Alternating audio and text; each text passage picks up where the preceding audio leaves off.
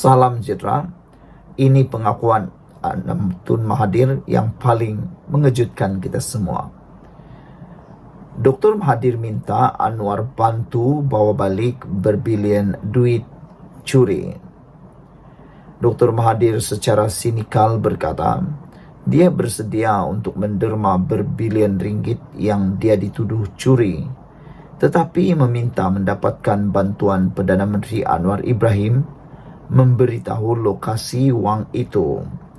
Walau bagaimanapun, ada netizen memberikan komen di ruangan komen Malaysia Kini berhubung hal itu. Dalam kata Purple Mouse, beliau kata Mahathir dah ketakutan. Apabila siasatan untuk isytihar harta saja pun dah kelang kabut. Apa pula pendapat anda tentang isu ini? Kata Mahathir memandangkan dia tidak pernah melihat duit berkenan dan tidak tahu lokasinya. Dia berharap Anwar dapat memberi sedikit penjelasan. Kata Anwar, orang yang mencuri duit berbilion hendaklah bawa balik duit ini dan bantu orang Melayu yang miskin. Kata Mahathir, saya sanggup bawa balik 100% duit yang dikatakan ada pada saya dan derma semuanya kepada orang miskin. Tetapi Anwar kenalah beritahu kepada saya di mana duit ini berada, katanya dalam catatan di media sosial petang tadi. Ahli politik berusia 98 tahun itu juga berkata, jika wang yang didakwa itu berada di Switzerland, dia sanggup pergi bersama Anwar ke negara itu. Jika ada akaun, saya akan keluar semua duit dan bawa balik ke Malaysia. 100% dari duit ini jika ada akan diberi kepada orang Melayu, kata Mahathir. Tetapi jika tidak ada akaun saya di bank atau di mana-mana, sanggupkah Anwar menjawab dalam mahkamah akan asas dakwaan bahawa saya memiliki berbilion ringgit wang kerajaan yang saya curi? Jika tidak sanggup berhenti dari membuat tuduhan yang tidak berasas, tambahnya lagi. Pada April, Ketua Pesuruhjaya SPRM Azam Baki mendedahkan bahawa Mahathir sedang disiasat manakala anak lelakinya Mukhriz dan Mirzan telah diberikan notis untuk mengisytiharkan aset mereka selama beberapa dekad. Semalam Azam berkata, tarikh akhir untuk Mukhriz dan Mirzan mengisytiharkan harta mereka telah dilanjutkan. Pada Mei tahun lalu, Anwar yang telah disaman kerana memfitnah oleh Mahathir berkata, pemimpin Malaysia terdahulu tidak sepatutnya menyalahgunakan kedudukan mereka untuk memperkayakan diri atau saudara mereka. Perdana Menteri berkata, pemimpin-pemimpin ini harus berkongsi separuh kekayaan mereka dengan orang Melayu untuk membantu masyarakat. Sekian dulu untuk kali ini. Jangan lupa tinggalkan komen anda untuk isu kali ini. Kita jumpa lagi. Salam sejahtera. Terima kasih kerana bersama dengan saya di Nazilin Unity Channel. Kes kontrak suami Hanayo. Ini pengumuman penting daripada Menteri Besar Selangor. Akhirnya Menteri Besar Selangor bersuara mengatakan Selangor sedia dedah butiran lengkap kontrak kepada suami menteri. Menteri Besar Selangor Amiruddin Syari berkata, kerajaan negeri sedia mendedahkan butiran penuh pelantikan Asia Mobility Teknologi Sdn Bhd untuk perkhidmatan pengangkutan awam perbatuan pertama dan terakhir di negeri itu. Persoalan timbul mengenai kemungkinan layanan keutamaan dan konflik kepentingan susulan pendedahan Asia Mobility antara dua syarikat diberikan projek rintis Demand Responsive Transit DRT tanpa melalui tender terbuka. Ketua Pegawai Eksekutif syarikat itu M. Ramachandran berkahwin dengan Menteri Belia dan Sukan Hanayo. Semalam, pusat memerangi rasuah dan kronisme SIFO menggesa kerajaan Selangor mendedahkan butiran lengkap pelantikan Asia Mobility dan Amiruddin hari ini bersetuju dengan gesaan itu. Kami sanggup lakukannya, katanya dalam sidang media hari ini ketika ditanya berhubung gesaan SIFO. Kami tiada masalah berbuat demikian kerana kami ada kebebasan maklumat. Amiruddin berkata, kerajaan negeri terbuka untuk menyediakan minit mesyuarat membabitkan Agensi Pengangkutan Awam Darat APAD. Pengerusi Jawatan Kuasa Pelaburan, Perdagangan dan Mobiliti Selangor Eng Zehan sebelum ini mempertahankan pemilihan syarikat-syarikat kedua-dua syarikat itu dengan berkata, mereka diluluskan APAD dan pengawal selia persekutuan. Katanya, dua syarikat itu hanya sebahagian daripada proses pembuktian konsep POC Bus on Demand selama 9 bulan. POC ialah kajian kebolehkelaksanaan untuk membuktikan sesuatu idea itu boleh dilaksanakan. Amiruddin berkata, Asia Mobility dan Badan Bas Coach Sdn Bhd dipilih untuk POC yang berakhir pada Julai kerana mereka diluluskan APAD. APAD kata hanya dua syarikat diberikan kebenaran untuk POC. Jadi kerajaan negeri mempelawak kedua-duanya. Walaupun kami akan mengadakan tender terbuka, hanya dua syarikat ketika itu mempunyai kebenaran untuk melakukan POC. Jadi persoalan sama ada patut ada tender terbuka atau tidak adalah tidak sah. Kami dinasihatkan APD hanya ada dua syarikat. Jadi mereka mengadakan pertemuan dengan kerajaan negeri. Menurutnya, syarikat panggilan lain tidak dipelawa melaksanakan POC kerana tidak mendapat kelulusan APAD. Beliau berkata, pengendali pengangkutan awam prasarana Malaysia Berhad dan sebuah lagi syarikat Kumpul Sdn Bhd akan dipelawa mengemukakan cadangan POC mereka selepas mendapat lampu hijau APAD. Itulah perkara yang berlaku sebenarnya. Sekian dulu untuk kali ini. Jangan lupa tinggalkan komen anda, tekan butang subscribe. Salam sejahtera. Terima kasih kerana bersama dengan saya di Nazilin Unity Channel. Google sah akan melabur lebih 9 bilion ringgit di Malaysia. Ini yang Anwar jawab. Google hari ini mengesahkan komitmen pelaburannya berjumlah 9.4 bilion bagi mewujudkan pusat data pertama dan wilayah Google Cloud di negara ini.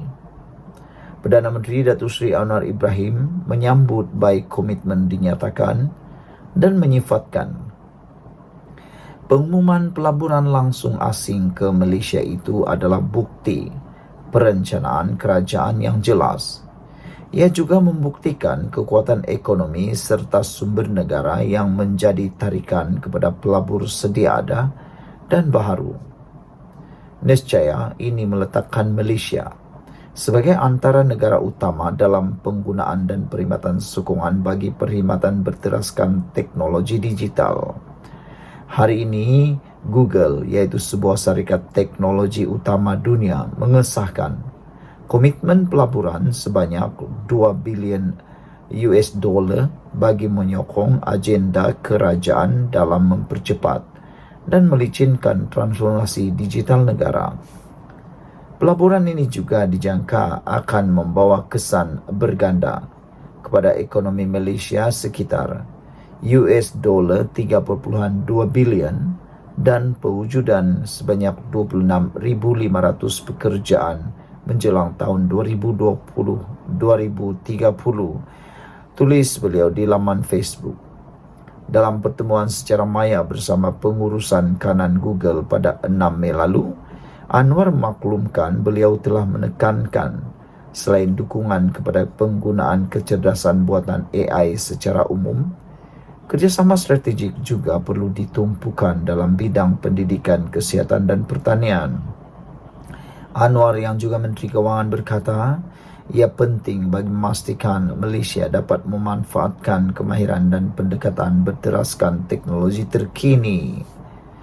Menurut kenyataan Kementerian Pelaburan Perdagangan dan Industri MITI, wilayah Google Cloud di Malaysia akan menyertai 40 wilayah dan 121 zon yang kini beroperasi di seluruh dunia bagi memenuhi permintaan yang semakin meningkat terhadap perkhidmatan awam di peringkat tempatan dan global selain program celik AI kecerdasan buatan untuk pelajar serta pendidik Malaysia.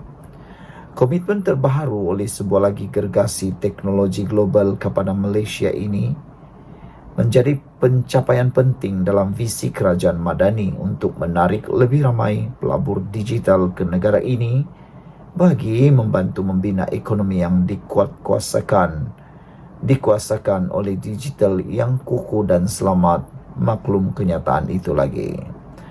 Wow, ini memang luar biasa yang memang kita tunggu-tunggu. Sekian dulu untuk kali ini. Jangan lupa tinggalkan komen Anda. Ikuti terus ulasan selepas ini. Salam sejahtera. Terima kasih kerana bersama dengan saya di Nazilin Unity Channel.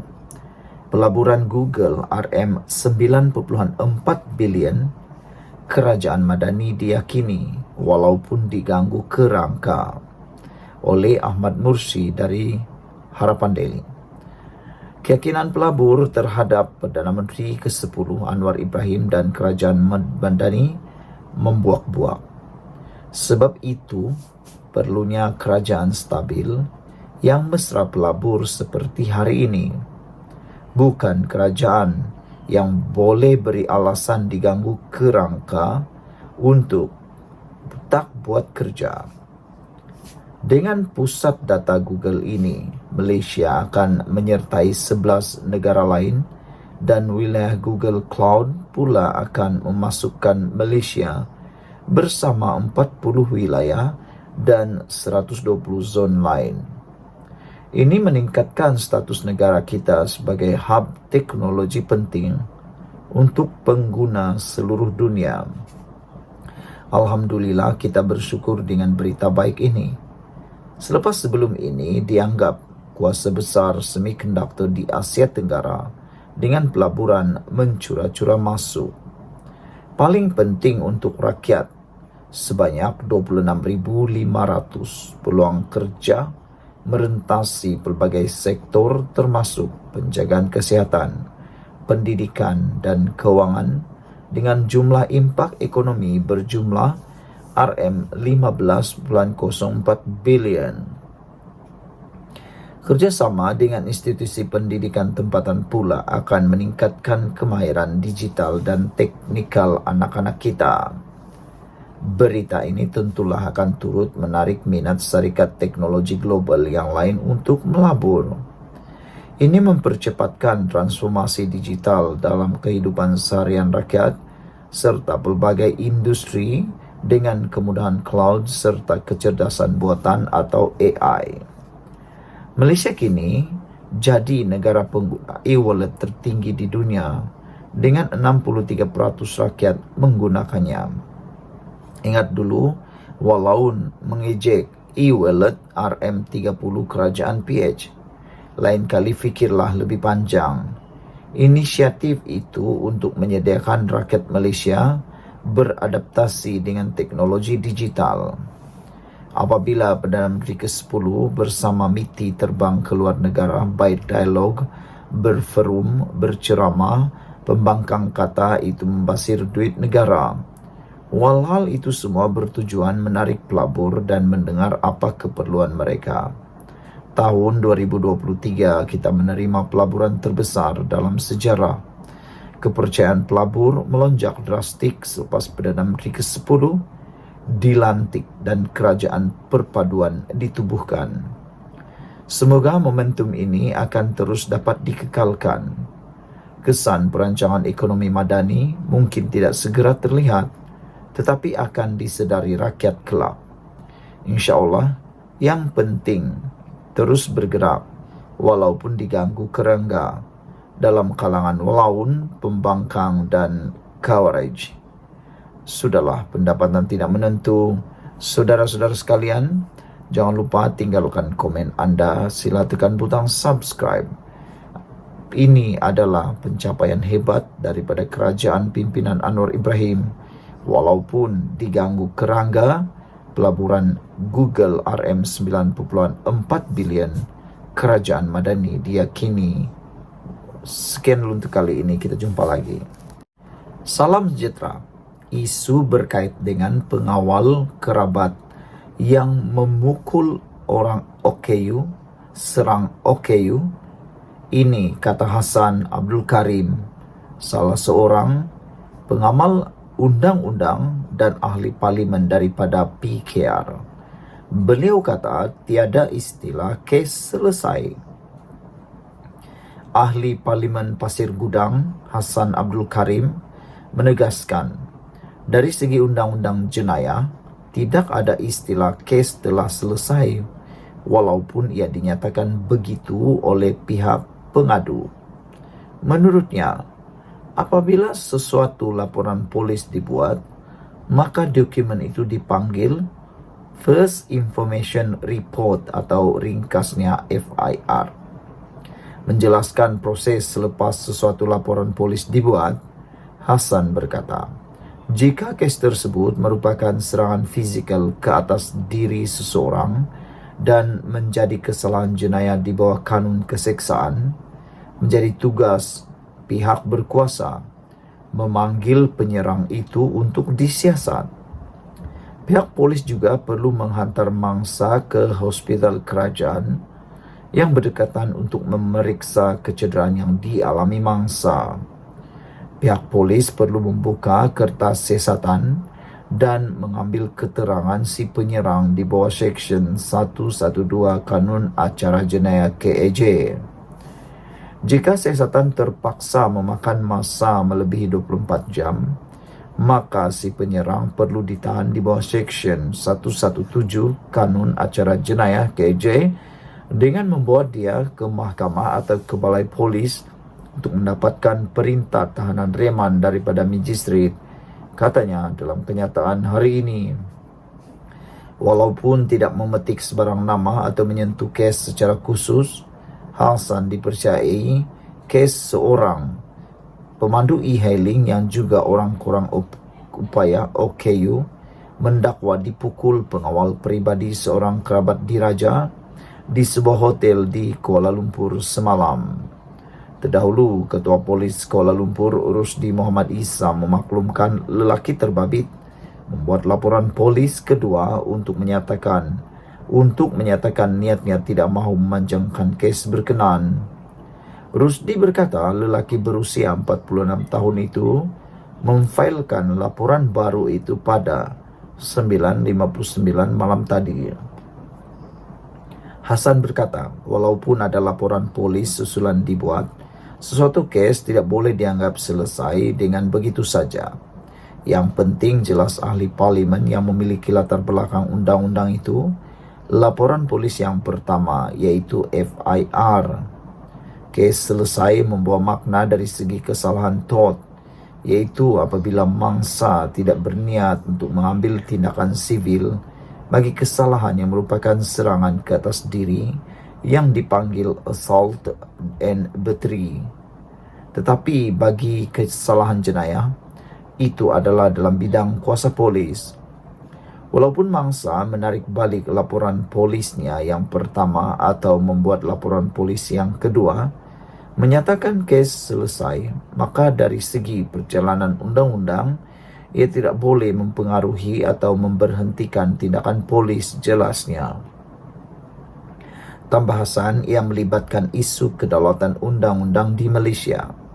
Tegasnya lagi, mengikut perkara 8 Perlembagaan Persekutuan, semua orang adalah sama di mata undang-undang. Tidak kira yang menyerang itu orang atasan atau pegawai peribadi orang atasan hatta bertugas sebagai pegawai atau pengawal peribadi kaum kerabat diraja, hatta bertugas dengan raja atau sultan memerintah negeri atau yang di Pertuan Agong sekalipun, maka kesalahan jenayah terhadap rakyat biasa, lebih-lebih golongan OKU, tidak boleh dipandang ringan. Mengikut perkara 5 Perlembagaan Persekutuan, Setiap warga negara termasuk golongan OKU dijamin kebebasan dirinya, katanya lagi. Dipetik daripada mykmu.net dari Malaysia Kini, serang OKU tiada istilah kes selesai, kata Hassan Abdul Karim. Sekian untuk kali ini, jangan lupa tinggalkan komen anda, sila tekan butang subscribe, kita jumpa lagi, bye-bye. Salam sejahtera, terima kasih karena bersama dengan saya di Nazilin Unity Channel. Baru-baru ini kita digemparkan dengan satu kes yang mana seorang pengawal pribadi kerabat diraja didakwa telah memukul OKU. Namun demikian, OKU tersebut telah pun membuat laporan polis kedua untuk menyelesaikan kes tersebut.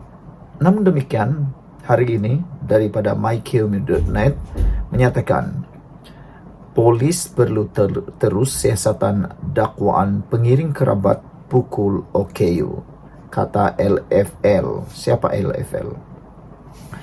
Lawyer for Liberty menggesa polis untuk meneruskan siasatan kes pemandu e-hailing orang kurang upaya yang didakwa dipukul pengawal pribadi seorang kerabat diraja. Kerajaan perlu memastikan tiada campur tangan dalam siasatan, kata mereka. Kewibawaan undang-undang kita dan penguatkuasaannya dalam pertaruhan dan sebarang langkah yang salah akan membawa kepada kehilangan kepercayaan sepenuhnya terhadap pengendalian keadilan di negara kita, kata pengarah LFL Zaid Malik dalam kenyataan hari ini. Senada dengan ahli Parlimen PKR Hassan Karim, Zaid juga menegaskan tiada istilah penyelesaian antara pihak yang didakwa sebagai pelaku dan mangsa dalam kes jenayah. Dia berkata, apabila laporan dibuat, polis bertanggung jawab untuk menyiasatnya. Seksyen 3 dalam kurungan 3 Akta Polis 1967 mempertanggungjawabkan polis untuk mengekalkan keamanan dan keselamatan negara, mencegah dan mengesan jenayah, serta menangkap dan mendakwa pesalah, katanya lagi. Justru Zaid berkata, tugas menyiasat tidak boleh diabaikan hanya kerana laporan polis dibuat untuk menyelesaikan atau menarik balik laporan asal terhadap dakwaan jenayah yang dilakukan. Dia berkata, jika itu dibolehkan, kalangan yang berkuasa boleh memaksa agar sebarang laporan yang dibuat ke atas mereka untuk ditarik balik. Ia akan membawa kepada keruntuhan sistem keadilan jenayah kita, menjadikan undang-undang jenayah hanyalah sandiwara, katanya lagi. Semalam, pengarah Jabatan Siasatan Jenayah JSJ Bukit Aman Muhammad Suhaili Muhammad Zain berkata, seorang individu membuat laporan berkenaan perkara itu pada Selasa lalu dan kes disiasat mengikut Seksyen 323 Kanun Keseksaan. Seksyen itu berkenaan kesalahan mencederakan secara sengaja dan membawa hukuman penjara tidak lebih setahun, denda tidak lebih RM2,000 atau kedua-duanya sekali. Namun, Ketua Polis Kuala Lumpur Urusdi Muhammad Isa dalam kenyataan kemudian memaklumkan individu tersebut membuat satu lagi laporan pada malam hari yang sama yang menyatakan dia tidak mahu memanjangkan kes berkenaan. Pengadu telah membuat laporan polis kedua, menyatakan telah menyelesaikan perkara yang berlaku secara baik serta tidak mahu memanjangkan kes, katanya lagi. Hari ini, LFL menyatakan polis perlu terus siasat dakwaan pengiring kerabat diraja pukul OKU. Sekian untuk kali ini, jangan lupa tinggalkan komen anda, sila tekan butang subscribe dan kita jumpa lagi. Salam sejahtera, terima kasih karena bersama dengan saya di Nazilin Unity Channel. Bekas CEO M-Bank cuba sembunyi salah laku berkait dengan 1MDB. Itu penjelasan dan pendedahan Zeti, bekas Gubernur Bank Negara Malaysia. Zeti memberitahu mahkamah bahwa Embeng tidak melakukan usaha yang wajar berhubung urus niagawan MDB. Bekas Ketua Pegawai Eksekutif Embeng, Ashok Ramamurthy, cuba menyembunyikan salah laku ketika menerajui bank itu, menurut bekas Gubernur Bank Negara Malaysia BNM, Zeti Akhtar Aziz.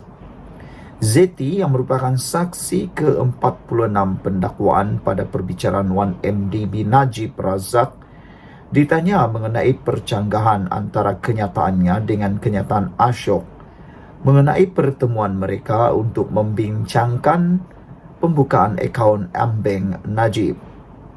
Ashok sebelum ini berkata beliau menghantar beberapa surat kepada Zeti untuk memaklumkannya mengenai dana yang masuk ke akaun Najib yang didakwa dari Arab Saudi. Bagaimanapun, ketika pemeriksaan semula oleh Timbalan Pendakwa Raya Ahmad Akram Garib hari ini, Zeti menafikan menerima maklumat itu. Ashok mahu menutup kesalahannya ketika menjadi CEO. Katanya ketika diperiksa semula oleh Akram lapor The Star. Zeti berkata, Embeng tidak melakukan usaha wajar berhubung pelbagai transaksi melibatkan 1MDB serta transaksi palsu melibatkan Goodstar Ltd, syarikat milik ahli perniagaan dalam buruan Low Tech Joe atau Jolo. Zeti menegaskan ketika Ashok menjadi CEO, Embeng dikenakan kompaun terbesar dalam sejarah perbankan Malaysia, iaitu denda sebanyak RM53.7 juta pada tahun 2015. Ashok dipercayai warga Australia menyertai Embeng pada tahun 2007 sebagai Ketua Pegawai Kewangan sebelum dinaikkan pangkat menjadi CEO 5 tahun kemudian. Pada Januari 2015, beliau meletak jawatan sebagai pengarah urusan kumpulan bank itu. Najib sedang dibicarakan atas 4 tuduhan salah guna kuasa dan 21 tuduhan pengubahan wang haram yang membabitkan RM2.28 bilion dipercayai dana 1MDB yang didakwa dimasukkan ke dalam akaun Embeng miliknya antara Februari 2011 dan Disember 2014. Selepas 235 hari membentangkan kes dan memanggil 50 saksi, pihak pendakwaan hari ini menutup kesnya dalam perbicaraan Najib. Saudara-saudara sekalian, dengan pendedahan yang mengejutkan daripada Zeti ini, kita semua memang tak sangka bekas CEO Embeng didakwa cuba sembunyi salah laku, kata Zeti. Selain daripada itu, Zeti juga telah pun menafikan tentang menerima maklumat atau dokumen yang telah dinyatakan oleh Ashok. Ashok sebelum ini mendakwa beliau telah menghantar beberapa surat kepada Zeti untuk memaklumkan mengenai dana yang masuk ke akaun Najib yang didakwa dari Arab Saudi. Bagaimanapun, ketika pemeriksaan semula oleh pendakwa raya, Zeti menafikan maklumat itu dan menyatakan Ashok mahu menutup kesalahannya ketika menjadi CEO. Sekian dulu untuk kali ini. Jangan lupa tinggalkan komen anda, tekan butang subscribe. Kita jumpa lagi. Bye-bye. Salam sejahtera. Terima kasih kerana bersama dengan saya di Nazilin Unity Channel. Pendedahan di mahkamah kali ini benar-benar mengejutkan anda, saya, dan perlu anda share kepada semua orang. Saksi di mahkamah hari ini menyatakan pelaburan 1MDB tidak bawa untung. Jadi, kalau tidak bawa untung, buat apa ada 1MDB? Itu persoalan besar. Saudara-saudara sekalian, pegawai penyiasat SPRM, Suruhanjaya Pencegahan Rasuah Malaysia, memberitahu Mahkamah Tinggi di sini hari ini bahawa pelaburan yang dibuat oleh Syarikat Pelaburan Strategik Negara iaitu 1MDB tidak membawa sebarang keuntungan. Sebelum kita teruskan ulasan kali ini, jangan lupa anda tinggalkan komen anda untuk isu kali ini. Kalau tak bawa keuntungan, buat apalah ada 1MDB kan? Saudara-saudara sekalian, pernyataan itu atau kenyataan itu dinyatakan penguasa kanan SPRM Nuraida Arifin 37 tahun ketika menyangkal cadangan peguam bela Wan Azwan Aiman Wan Fakarudin bahawa pelaburan 1MDB mendapat untung melalui pelaburan yang dibuatnya. Wan Azwan memberikan contoh antaranya pelaburan syarikat itu di dalam sektor tenaga melalui pengambil alihan jana kuasa yang membawa keuntungan. Peguam bela itu turut mencadangkan bahawa pelaburan hartanah yang dibuat oleh 1MDB turut menjana keuntungan melalui pembinaan Menara Tun Razak Exchange TRX. Bagaimanapun, Nuraida yang tidak bersetuju dengan cadangan peguam menjelaskan, jana kuasa tenaga berkenan akhirnya dijual kepada syarikat dari China untuk melunaskan hutang 1MDB. Kata Nuraida, TRX pula bukan dibangunkan menggunakan duit pelaburan 1MDB seperti yang terdapat dalam perjanjian usaha sama pada peringkat awal. Sebaliknya, syarikat perlu mendapatkan pelaburan berasingan dengan mendapatkan syarikat lain untuk melabur bagi membangunkan menara terbabit. Malah katanya, hasil siasatan mendapati dana yang diperoleh untuk pembangunan TRX atau nama asalnya Kuala Lumpur International Financial District KLIFD telah diselewengkan dan pembangunan TRX sebenarnya dibiayai oleh pelabur asing. Pada prosiding hari ini, pembelaan selesai menyoal balas saksi penting pendakwaan itu selepas sesi soal balas berlangsung selama 16 hari. Peguam utama Tan Sri Muhammad Syafiee Abdullah memaklumkan pihaknya selesai menyoal balas saksi yang disambut oleh Hakim Datuk Collins Larkin Square. Ini suatu berita menggembirakan. Seterusnya, Nuraida diperiksa semula oleh Timbalan Pendakwa Raya Ahmad Akram Garib membabitkan dokumen bank melalui bantuan undang-undang bersama MLA dari Barbados, Singapura dan Hong Kong. Saksi itu berkata, beliau tersilap ketika mengemukakan salinan dokumen terbabit kepada mahkamah dan bukannya salinan asal kerana ia membabitkan dokumen terlalu banyak. Saksi turut menafikan mempunyai sebarang niat jahat. Dalam perbicaraan sebelum ini, Nuraida memberikan keterangan bahawa beberapa negara menghulurkan bantuan dari segi penyerahan dokumen bank melalui MLA bagi membantu siasatan skandal 1MDB yang dihadapi Datuk Seri Najib Razak.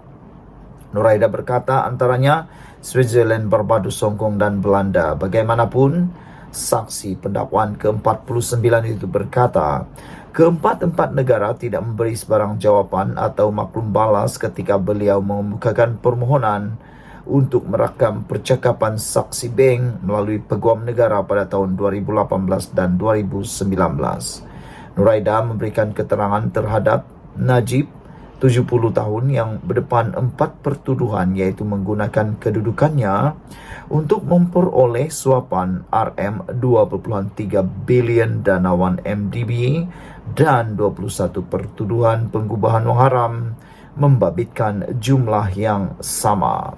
Sekian dulu untuk kali ini. Jangan lupa tinggalkan komen anda, tekan butang subscribe. Kita jumpa lagi.